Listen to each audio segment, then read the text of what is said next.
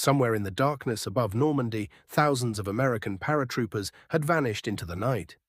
Their aircraft formations had been torn apart by anti-aircraft fire. Clouds had swallowed the moon. Pilots had lost their bearings. Men had jumped miles away from their assigned landing zones. Some landed alone. Some landed without weapons. Some landed in flooded fields, tangled in trees, or surrounded by enemy positions. By sunrise, German commanders expected to find confusion. They expected scattered survivors desperately searching for each other. They expected an airborne force that had broken before the battle had even begun. They were wrong, because the men who fell from the sky that night did not need perfect conditions to fight. They had been trained for the moment when everything went wrong. And when everything did go wrong, the 82nd Airborne Division became something the German army had never prepared for. A force without a clear formation, without a perfect plan, without guaranteed communication, but with thousands of individual soldiers who believed one thing: if you are lost, attack. June 6, 1944 would become the largest amphibious invasion in history. But before the first Allied soldier reached the beaches of Normandy, before tanks rolled inland, before the world understood what was happening, a different battle had already begun in the darkness. A battle fought by young Americans carrying rifles through unfamiliar fields. The fate of the invasion's western flank depended on them. The mission was brutally simple. The 82nd Airborne had to seize key towns, destroy German communication lines, block enemy reinforcements, and prevent German forces from attacking Utah Beach from behind. If they failed, German units from the Cotentin Peninsula could strike the American landing forces from the side. Thousands of men coming ashore could be trapped before they ever escaped the beaches. General Matthew Ridgway, commander of the 82nd Airborne, understood the danger. His soldiers understood it too. Many of them were barely 20 years old. They were farm workers, factory workers, students, and young men who had traded ordinary lives for parachutes and rifles. They were not legends. Not yet. They were simply soldiers facing one of the most dangerous missions ever attempted. And the night waiting for them would test everything they had been taught. The aircraft carrying the American airborne forces crossed the Normandy coast shortly after 1 a.m. Almost immediately, the sky became violent. German anti-aircraft guns opened fire. Explosions flashed through the darkness. Aircraft swerved and broke formation. Pilots trying to avoid the fire scattered their formations across miles of French countryside. Inside the planes, soldiers waited in silence. Some prayed. Some checked their equipment again and again. Some stared through the darkness, knowing that the next few minutes could decide whether they lived or died. Then came the jump.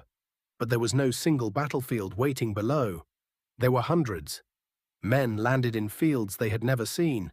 Some landed miles from their objectives. Some landed without their officers. Some landed without knowing where they were.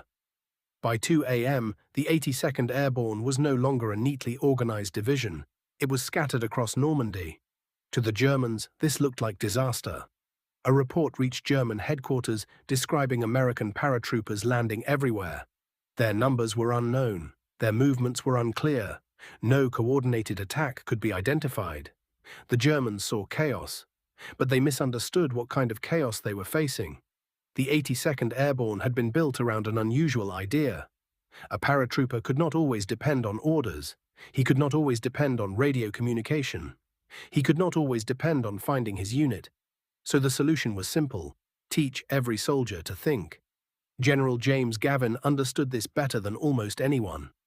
At only 37 years old, Gavin was one of the youngest generals in the American Army. He had already seen airborne warfare in Sicily and Italy.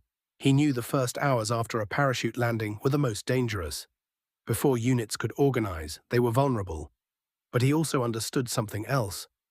The enemy was vulnerable too.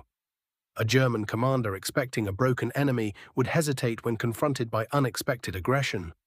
And hesitation could be deadly. That idea became the invisible weapon of the 82nd Airborne. Not artillery, not tanks, not numbers, initiative. In the darkness of Normandy, small groups of Americans began moving.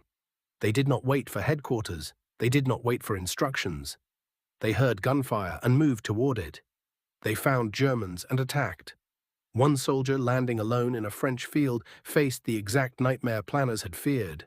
He did not know where his unit was. He did not know where his mission was. He only knew there were enemy voices nearby. So he made a decision. He attacked. A single soldier became a threat. A small group became a fighting unit. A scattered division became a network of independent attacks spreading through the countryside. The Germans had planned for an invasion. They had not planned for thousands of separate battles happening at the same time. Every hedgerow became a possible ambush. Every road became dangerous. Every farmhouse could hide American soldiers. The German army had expected disorder to create weakness. Instead, disorder created uncertainty, and uncertainty created fear. The most important target was not a bunker. It was not a bridge. It was the German command structure itself. Lieutenant General Wilhelm Falle commanded the German 91st Infantry Division, a unit specifically trained to fight Allied airborne operations. Falle was not an inexperienced officer. He was a veteran commander who had survived campaigns on the Eastern Front. His division was considered one of the strongest defensive formations in Normandy. But on the night of June 5th, history placed him in the worst possible position. While Allied paratroopers were landing across his territory, Falle was away at a military exercise, a map exercise, a simulation designed to practice the exact kind of airborne attack that was happening in reality. When he received news of the invasion, he immediately rushed back. His staff car raced through the darkness, headlights off, roads unfamiliar. The German commander believed he was moving toward the battle. He did not know the battle was already moving toward him. For nearly 2 hours, American paratroopers had been moving through the darkness near his headquarters. They were not following a detailed plan. They were following instinct. They saw signs of German activity. They heard communications. They moved closer.